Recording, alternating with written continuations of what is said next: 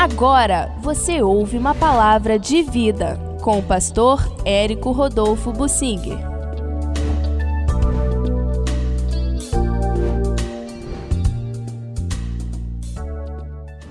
De onde vem a sabedoria? A pergunta está em palavras de Jó, no capítulo 28, e versículo 20. De onde vem, pois, a sabedoria e onde está o lugar do entendimento? É uma pergunta. Na verdade, todo o capítulo é dedicado a isso. E ele, de uma forma assim, meio poética, descreve a sabedoria, a busca da sabedoria, como uma procura por tesouros ocultos em minas de minerais, minas subterrâneas, por exemplo, atrás do ouro, da prata, de minerais caros. Ouro e prata hoje não são os mais caros, existem coisas mais valiosas ainda do que o ouro, e procura-se assim ardentemente, e homens cavam minas. Eu estive em Minas Gerais, a chamada mina de Morro Velho, em Nova Lima. A mina tinha na época 3.000 metros de profundidade. Ali os vagõezinhos de trem desciam, iam descendo, para lá embaixo eles cavarem o minério que tinha ouro e traziam nos vagonetes, e cá em cima entrava tudo aquilo num processo industrial para quebrar, fazer virar pó, e depois eles separavam o ouro. Era um processo bem complicado e bem guardado para ninguém roubar, mas a mina tinha 3.000 metros de profundidade, algo colossal. Mas isso é antigo, em muitos lugares existem minas. A China tem muitas minas de carvão, e pessoas de vez em quando morrem soterradas naquelas minas de carvão. Em muitos outros lugares existem minas de produtos minerais que entram pelo solo adentro, e o Jó compara isso com a busca da sabedoria. E nesses versículos ele resume o que ele quer dizer: de onde vem a sabedoria e o entendimento. Aí ele conclui: está encoberta, a sabedoria está encoberta aos olhos de todo vivente e oculta às aves do céu. Mas depois ele conclui o capítulo com a afirmação muito importante de que o temor do Senhor é a sabedoria. Em outras passagens nós encontramos escrito de forma diferente: o temor do Senhor é o princípio da sabedoria. Mas aqui o Jó diz: o temor do Senhor é a sabedoria, e o apartar-se do mal é o entendimento. É a conclusão a que chega o Jó. Mas essa pergunta é jogada numa situação em que a humanidade toda vive sem ver a sabedoria, como uma mina. Existem relativamente poucas minas no mundo, e a maioria da população do mundo nunca viu uma mina sequer, de quaisquer minerais que sejam. E a gente vive longe disso, a gente vive na superfície da terra, a gente não vive lá nos buracos cavando e procurando tesouros embaixo. E dessa mesma maneira, a maioria da população do mundo vive longe da sabedoria. Onde está a sabedoria? Pessoas não sabem e não querem saber. Crentes não buscam sabedoria, não pedem sabedoria. Eles pedem bênçãos, prosperidade, cura, libertação, solução de problemas, e bênção para os filhos e parentes, porta de emprego. Os crentes buscam coisas que interessam a eles, mas não a sabedoria. Mas a Bíblia nos ensina que a sabedoria é a chave para tudo. Quando o Salomão, ainda adolescente, foi colocado no trono e Deus apareceu para ele em sonhos e perguntou o que ele queria que Deus desse, ele pediu sabedoria.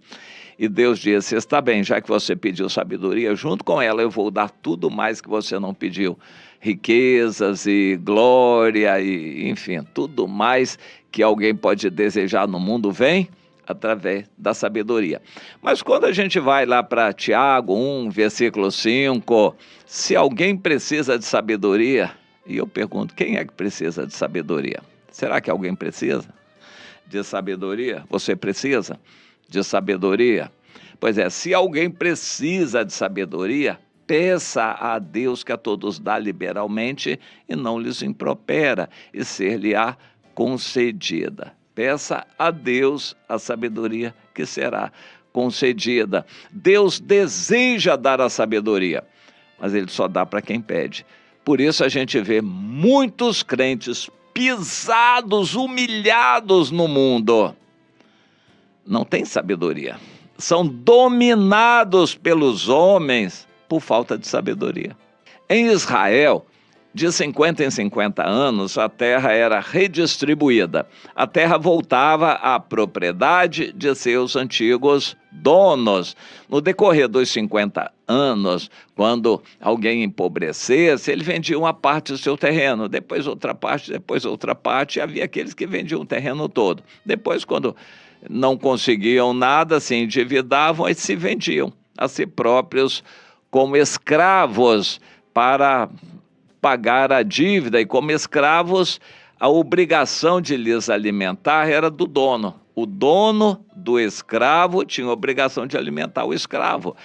A pessoa não conseguia, estava passando fome, não conseguia subsistência por si mesma, ela se vendia como escravo, e então o senhor do escravo tinha que providenciar comida para ela.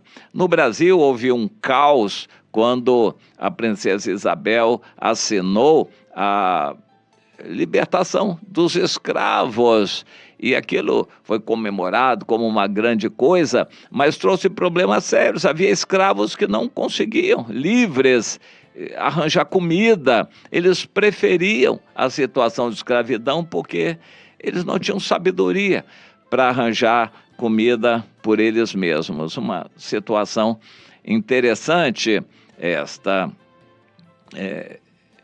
Ultimamente, Portugal, não sei o que deu lá em Portugal, reconheceu a dívida que tinha pelo fato de ter praticado a escravidão.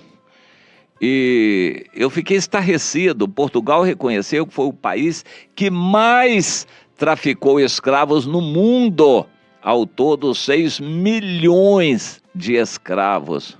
Algo assustador. Pois é, e aquilo não gerou riqueza. Tudo o que eles acumularam acabaram se perdendo. Hoje, Portugal é um país relativamente pobre. Dominar os outros. A gente só domina quem já está tão por baixo, tão arrasado, que não consegue sobreviver por si só.